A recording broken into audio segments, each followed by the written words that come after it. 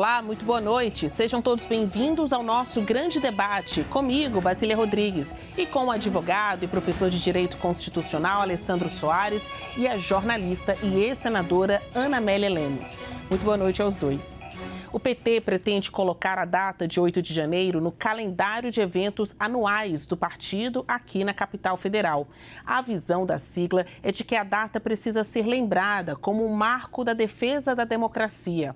Para este ano, a legenda organizou um abraço à democracia no local. O presidente Lula deve participar, após cumprir a agenda em uma primeira parte dos eventos planejados pelo governo para esta data, dentro do Palácio do Planalto, com a reapresentação de obras de arte que foram depredadas. O partido não trabalha com a ideia de mobilização de massa, chamar as pessoas para a rua, não, mas espera a participação de militantes do entorno do Distrito Federal. Já na avaliação da oposição, o PT faz uso político da data. Lembrando que no Congresso Nacional, parlamentares desse campo de oposição não dão como enterrada a proposta para anistiar condenados por participação nos atos golpistas do 8 de janeiro. A gente vai agora para o debate, começando hoje pelo Alessandro Soares. Tudo bem? Na sua opinião, o ato sobre o 8 de janeiro preserva a memória daquela data, o entendimento de que não deve acontecer de novo, ou alimenta a polarização política? Boa noite, Basília. Boa noite, Ana Amélia. Bom, eu acho que mexe um pouco com as duas coisas. Em primeiro lugar, é uma tentativa de manter a memória. Não é um trabalho muito fácil, não é uma tarefa fácil para o governo ou para quem pensa e defende a democracia, mas é uma tarefa necessária, ou seja, é quase impossível, né, qualquer pessoa nesse país que tenha passado nos últimos 2 anos e assistiu ali o 8 de janeiro e que defenda a democracia, é impossível você não tentar relembrar, porque se você baixa a guarda, se você não lembra que aquilo aconteceu e de que aquilo atualmente, inclusive, é um ambiente vivenciado no Brasil de polarização, vamos dizer assim, mas de uma polarização diferenciada, porque você tem uma extrema-direita que ameaça a democracia, você acaba, vamos dizer assim, baixando a sua guarda de defesa dos valores democráticos. Por isso que é uma missão quase que praticamente necessária que o governo faça esse trabalho de articulação e de memória, vamos dizer assim, com relação àquilo que aconteceu no passado. E, claro, isso de alguma forma também cria um acirramento político, porque aquelas pessoas que acreditam e defendem, né, piamente ou de maneira muito forte de que não foi nada, de que não foi uma tentativa de golpe, de que aquela situação envolve simplesmente pessoas que estavam ali causando baderna ou mera destruição do patrimônio público, essas pessoas são contra essa leitura. Por isso, acabam fazendo uma mobilização contrária e gera, por óbvio, um acirramento político, ou o que eu vou chamar aqui também, de novo, de uma polarização política, que me parece até natural, mas que, de alguma forma, revela também um outro aspecto, que nós não temos necessariamente aqui nesse cenário algo que seja simplesmente uma polarização, mas também um acirramento político com esse campo que eu estou chamando aí de extrema direita, porque nós sabemos que desde 88, desde a década de 90 inteira, nós tivemos uma polarização política, uma polarização que é natural do ponto de vista político, mas nós não tínhamos uma presença tão forte de agrupamentos políticos que ameaçam a democracia. E nesse cenário atual, isso é uma novidade política e por isso revela a necessidade de firmar essa lembrança política de que nós tivemos um real ataque da democracia e de que aquelas pessoas estavam num cenário, vamos dizer assim, mais amplo de construir um contexto para uma tentativa de golpe de Estado e de abolição do Estado democrático de direito. Então, acho que essa é uma tentativa que o governo está realizando agora. Não é uma tarefa fácil, porque nós sabemos que a tradição no Brasil é uma tradição de não reforço da memória histórica. Basta lembrar aqui que há pouco tempo atrás nós tivemos aí o aniversário da ditadura militar brasileira e as pessoas começavam a falar, olha, melhor não comemorar, melhor não lembrar que teve a ditadura, melhor não alimentar essa lembrança, porque senão vai acirrar com os militares, com parte da burocracia, com alguns grupos políticos. Eu só quero dizer uma coisa, você escondendo, silenciando um assunto político desse gênero, você não elimina o conflito político. Se nós queremos eliminar o conflito político, é necessário criar, vamos dizer assim, uma política de lembrança e de memória histórica, que é isso exatamente que me parece que o governo está tentando fazer e, claro, vai criar algum tipo de acirramento. Ana Amélia, o Alessandro usou duas expressões. Ele disse que é uma lembrança política, uma lembrança histórica. Tá aí, duas coisas que parece difícil a gente dissociar da data 8 de janeiro. A política e a história. Né? Então, há muitas interpretações, mas para sempre essa data vai fazer parte do calendário da história brasileira. Na sua avaliação, o ato sobre o 8 de janeiro preserva a memória ou alimenta mais a polarização? Em primeiro lugar, este ato é organizado pelo Partido dos Trabalhadores ou pelo governo. Primeiro, definir com clareza isso. A ausência de lideranças do comando do Poder Legislativo e do Poder Judiciário, como autoridades máximas dos três poderes da República, já é um sinalizador de que este é um ato político e o presidente da República usa este ato político exatamente para dar um posicionamento de que lado ele está, de lado da esquerda, centro-esquerda. Então, isso já é um sinalizador de uma politização e, evidentemente, alimentando a polarização ou radicalização, como queira. Os próprios líderes da direita condenaram a destruição do patrimônio público, seja no Palácio do Planalto, na sede do Congresso Nacional ou da própria Suprema Corte. Então, esse é um fato condenável, a destruição e o dano ao patrimônio público. E isso precisa ser mostrado como como um desserviço a um ato democrático. Então, é um desserviço porque não pode fazer democracia ou defender democracia atacando e destruindo símbolos nacionais. Isso não pode. A própria direita entende dessa maneira. Mas, ao fazer um ato do 8 de janeiro, assim como o governo está pretendendo, ele amplia a divisão do país, amplia a polarização e, evidentemente, Lula quer mostrar que ele é contra a oposição que está aí, contra a direita que está mantendo a narrativa de que o que houve em 8 de janeiro não foi um golpe, foi uma manifestação democrática. Exatamente essa é a leitura que cada um dos grupos políticos do Brasil está fazendo desses dados. Então, o julgamento sobre isso, Basília, precisa ser feito em regras de uma normalidade democrática e, claro, os excessos precisam ser condenados, mas institucionalmente e politicamente é o que está sobressaindo nesse ato. Não é institucional, ele está sobressaindo pelo lado político-partidário. Então, agora eu vou jogar a bola para o Alessandro, puxando por esse gancho da Ana Amélia. Alessandro, você acha que o PT faz uso político da data do 8 de janeiro? Acho que já há aqui um consenso entre os dois de que é um ato político, é uma lembrança política. Todos os contornos da política estão ali, né? Mas isso significa um uso até indevido da data? O PT faz um uso político partidário dessa data, Alessandro? Veja, mesmo se a gente falava, volta aqui ao tema da ditadura militar, os partidos podem fazer mobilizações com relação à ditadura militar, aquilo que aconteceu, etc. Nós sabemos que no Brasil existem muitas versões sobre os fatos. Existem versões sobre o 8 de janeiro, existem versões sobre a ditadura militar. Mas nós temos algum parâmetro, pelo menos, de diálogo ou de debate com relação a isso. E existe, logicamente, o governo. Ou seja, a gente pode separar aqui aquilo que o partido está fazendo hoje, que, veja, aquilo que foi realizado com relação à tentativa de golpe do 8 de janeiro foi contra um governo que foi eleito com o governo do Partido dos Trabalhadores. Portanto, é algo importante para o PT. Mas mais do que isso, quando nós olhamos o papel que têm os partidos políticos no Brasil, a gente precisa lembrar que os partidos políticos têm o papel de defesa das instituições representativas democráticas. Portanto, é um papel, eu diria assim, de todos os partidos políticos, de alguma forma, eu diria, né, tentar pelo menos tomar esta pauta e dizer, nós defendemos a democracia. Agora, existem partidos de extrema-direita, eu quero firmar muito esse pé, que não concordam com essa leitura.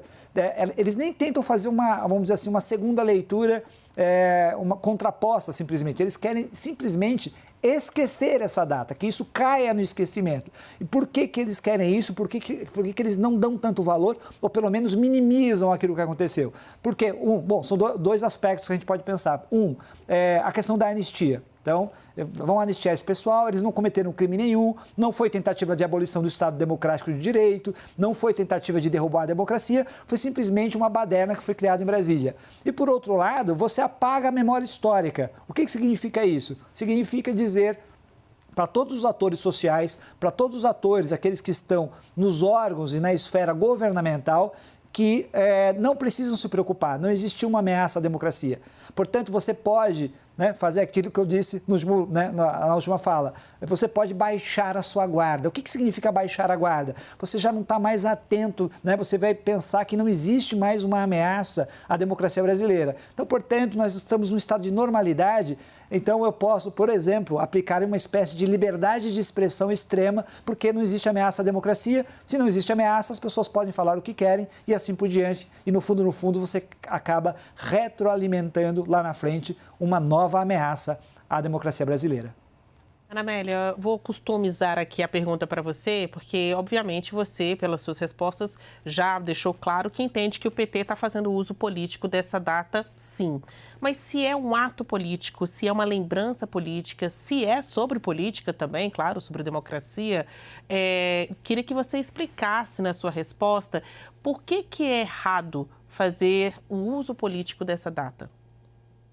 Não estou falando que é errado. A escolha do Lula foi uma escolha política. É sobre isso que estamos falando. A escolha dele é política e os efeitos sobre esse ato serão políticos, as consequências serão políticas. A própria a ligação que o presidente Lula fez à Fernanda Torres, que ganhou o Globo de Ouro, abordando o 8 de janeiro como um ato necessário para a preservação da democracia, foi uma forma também de politizar, exatamente, de envolver uma figura conhecida, notável do Brasil, na área cultural e do cinema, nesse processo. Então, é isso que conta, é a versão, é a narrativa que você faz do que está acontecendo. Então, esse episódio reforçou, realçou os aspectos políticos dessa manifestação, exatamente, claramente, alimentando a direita de que vai votar a favor da anistia para os que estiveram envolvidos e lideraram esse movimento de 8 de janeiro, e, de outra parte, o governo contestando, considerando novamente na sua narrativa que foi um golpe, uma tentativa de golpe de Estado. Cada lado vai ter a sua versão, cada lado vai continuar batendo nessa mesma tecla e nessa mesma versão, porque tem convicções claras a respeito de cada um desses dois lados. Então, é disso que estamos tratando, Basília. Então, não adianta a gente fazer a análise da realidade, que é essa que está posta e que está dita na fala, nas expressões e na manifestação pública dos grandes líderes que representam esses dois aspectos políticos do nosso país, que hoje está assim. Não é o Brasil só, o mundo está vivendo exatamente sob esse conflito da polarização. Inclusive, grupos e políticos que são, assim, sem surpresa, da oposição ao atual governo, também marcaram manifestações para o 8 de janeiro, para fazer um contraponto, àqueles que entendem que não foi uma tentativa de golpe, não foi propriamente dita uma ação criminosa, mas uma liberdade de expressão, uma manifestação da liberdade do pensamento. Então, será um dia confuso também desse ponto de vista das manifestações, porque você terá várias vozes nas ruas. Vamos conferir. Alessandro, uma terceira pergunta para você sobre este assunto. Se o Congresso anistiar os condenados, a gente lembra que tem um projeto de lei em discussão no Congresso Nacional, notadamente na Câmara. A Comissão de Constituição e Justiça já fez avançar, mas ainda falta uma compreensão ali de plenário e também da comissão especial que analisa propostas de emenda à Constituição para anistiar estas pessoas. Se houver anistia, ainda haverá razão para novos eventos de memória sobre o 8 de janeiro? Na sua resposta anterior, você falou sobre o risco de baixar a guarda. Pois é, Basília, você tem, primeiro, logicamente, essa anistia ou esse ato jurídico que vai ser praticado, ou poderá, na verdade, ser praticado no Congresso Nacional, provavelmente ainda vai ser submetido ao Supremo Tribunal Federal, ou seja, dificilmente não vai ter uma judicialização. Se isso acontecesse, né, se tiver uma tentativa real de anistia, de aprovação disso, isso com certeza vai ser decidido ainda pelo Supremo Tribunal Federal. Agora, essa anistia vai ser apenas, vamos dizer assim, mais um capítulo da novela que vai se estabelecer. Ou seja, a ideia de você anistiar vai ser interessante porque, primeiro, você vai ter que assumir ali que você tem um crime, que você estaria anistiando aqueles crimes. Se você está aceitando que teve um crime, a pergunta é qual é o crime? E, naturalmente, a resposta das pessoas que apoiaram essa atitude no dia 1, ou pelo menos que julgam que ela não foi tão lesiva assim ao patrimônio público e à esfera pública, eles dizem que ali teve simplesmente uma depredação de prédio público e que a anistia estaria atingindo esse campo específico, ou seja, que seria simplesmente uma anistia com relação a esses crimes. Mas, na verdade, eles foram condenados por uma tentativa, ou boa parte deles, por uma tentativa de abolição do Estado Democrático de Direito e de golpe de Estado. É sobre isso que nós estamos falando, ou seja, a narrativa do governo se afirma, pelo menos, se você tiver uma anistia, né? Isso não significa que você tem que tirar do horizonte a afirmação dessa data, porque ao longo do tempo, Basília, acredito eu que esse dia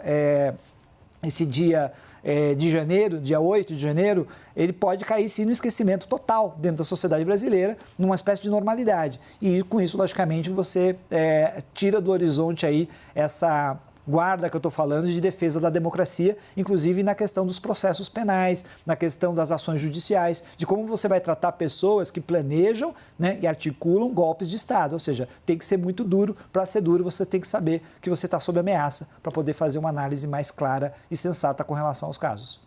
Ana Amélia, passados 2 anos do 8 de janeiro de 2023, a memória ainda está fresca, né? Inclusive o próprio processo de julgamento, condenação, punição destas pessoas ainda está acontecendo. Então, a data foi um dia desses. O que pensar dos próximos 8 de janeiro, né? No caso, se o Congresso anistiar os condenados, ainda haverá razão para novos eventos de memória sobre o 8 de janeiro, na sua avaliação? Basília, não é tão simples quanto parece este cenário. Primeiro, esse processo do projeto de anistia para os envolvidos no 8 de janeiro, ele é longo, porque além de ser submetido a uma aprovação nas 2 casas do Legislativo, ele vai ser submetido ao veto do presidente da República, antes de ser judicializado, antes de o Supremo se manifestar sobre a constitucionalidade ou não de um ato dessa natureza, que está, em última análise, sub júdice também na própria Suprema Corte. Os que estão sendo julgados, muitos deles, uma grande parte deles, continuam nas prisões. Então, é um processo longo que vai se esperar, e aí vai se depurando sobre que realidade do Brasil nós vamos ter. Além disso, é preciso que a oposição usará a aprovação da anistia, né? Eu fiz o meu dever de casa, eu estou sendo coerente, eu defendi, eu estou deste lado, do lado dessas pessoas que estão presas injustamente, que é o que a gente tem mais ouvido e lido dessas manifestações. Então, a oposição fará esse discurso, eu fiz a minha parte.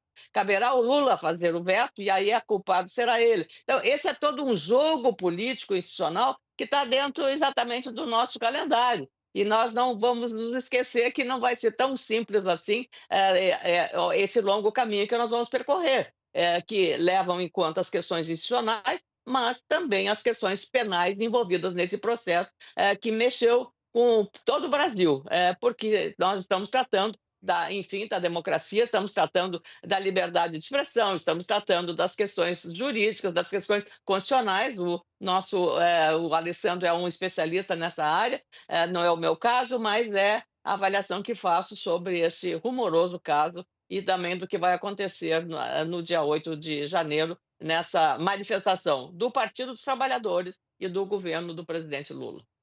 Ali, por falar em assunto que mexe, eu convido os senhores para o próximo bloco, porque a gente vai falar sobre a Meta, dona do Instagram e do Facebook, anunciou o fim do programa de checagem de fatos. E o grande debate quer saber, a medida impacta a democracia? Daqui a pouco a gente fala desse assunto.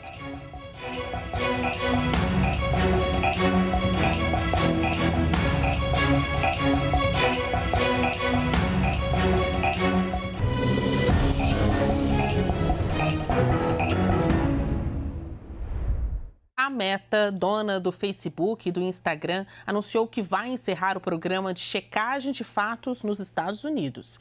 Hoje, os posts no Instagram e Facebook são analisados por especialistas ligados à Aliança Internacional de Checagem de Fatos. O método será substituído por um sistema de notas da comunidade, que são geradas pelos próprios usuários. Um modelo parecido ao que é utilizado pelo X de Elon Musk. O anúncio foi feito pelo CEO da Meta, Mark Zuckerberg, que disse que é hora da empresa voltar às raízes em relação à liberdade de expressão. Segundo ele, a decisão tenta diminuir o viés político na moderação de conteúdo. Zuckerberg também disse que vai trabalhar com o governo de Donald Trump para impedir a pressão de países estrangeiros. Ele alega que, abre aspas, tribunais secretos de países latino-americanos emitem ordens silenciosamente para derrubar posts, fecha aspas. Segundo o dono da Meta, existe uma tendência global por censura. A gente vai agora ao debate, começando pela Ana Amélia. O fim do sistema de checagem nas redes sociais, Ana Amélia, impacta a democracia? Olha, Basília, na verdade, de novo, nós estamos falando de polarização, de novo, nessa questão especificamente, porque aí, de novo, a narrativa da liberdade de expressão, que a direita defende com unhas e dentes, e, por outro lado, a tentativa de regulamentar isso que a esquerda prefere regulamentar. Para os donos dessas enormes, gigantescas e multibilionárias plataformas digitais, é um bom negócio isso, porque eles se livram do poder judiciário, que possa eventualmente aplicar-lhe multas quando cometem nas redes sociais, pelos usuários das redes sociais, cometem algum crime de calúnia, de difamação e assim por diante. Então, eles estão livres com essa maneira de agir, tanto o X, o antigo Twitter, do Elon Musk, quanto agora do Zuckerberg, com as plataformas do Facebook e do Instagram.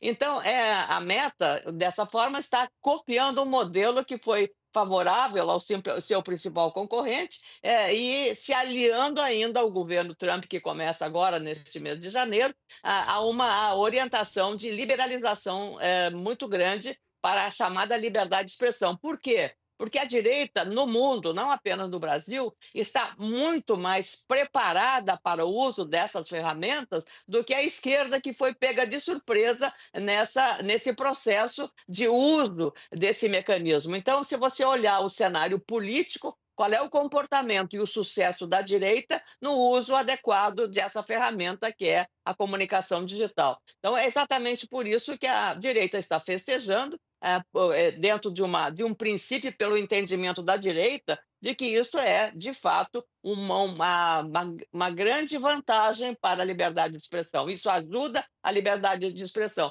Eu, como jornalista, Basília, acho que a liberdade de expressão, como a liberdade de imprensa que nós falamos, que é a mesma coisa, ela tem que ser. Só que nós temos a lei de imprensa que no caso do exercício profissional, temos uma legislação que temos que obedecer. Nesse caso, um mundo aberto, é um mundo sem leis e sem regras. E a gente coloca mais um elemento nessa discussão, porque o João Brant, que é o secretário de Políticas Digitais da Secretaria de Comunicação do Governo, chegou aí às redes sociais falar dessa decisão. Para ele, o anúncio feito pelo Mark Zuckerberg antecipa o início do governo Trump e explicita a aliança da Meta com o governo dos Estados Unidos para enfrentar União Europeia, Brasil e outros países que buscam proteger direitos no ambiente online. Então, a briga vai ficar maior ainda nesse desenrolar de 2025. Alessandro Soares, a mesma pergunta para você. O fim de checagem, do sistema de checagem nas redes sociais, porque se a Meta está fazendo isso, obviamente influencia outras redes, né? Uma nova tendência. Impacta a democracia?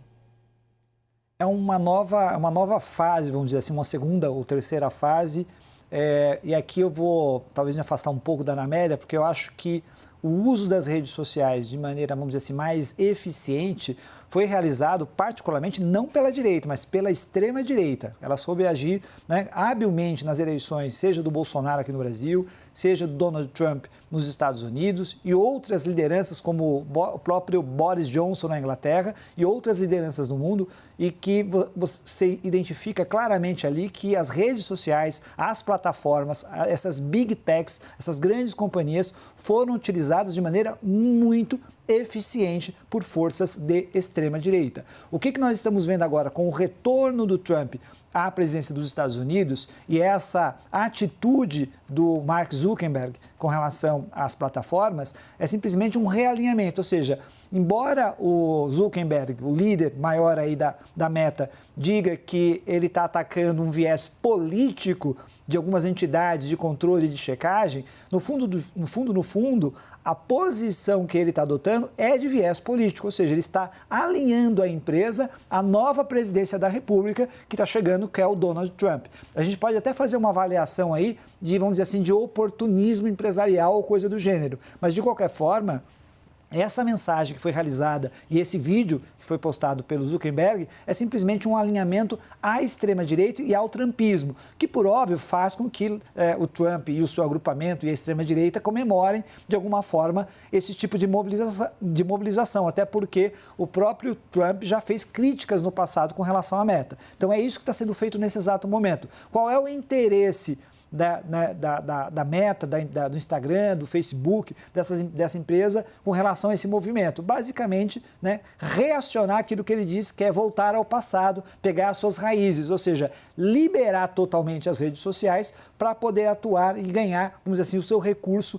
a sua monetização, porque as redes sociais, todo mundo sabe, já é mais do que dito, falado e repetido, vive particularmente de grandes curtidas em massa, vamos dizer assim, e que isso está baseado particularmente também em discursos de ódio, né, e discursos muito exaltados nas redes sociais que muitas vezes ferem direitos fundamentais.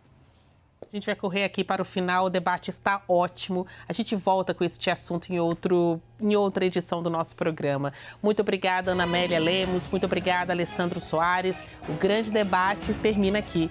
Lembramos que as opiniões que foram emitidas pelos nossos comentaristas não refletem necessariamente a posição da CNN Brasil. Uma ótima noite a todos. Pense bem, pense CNN.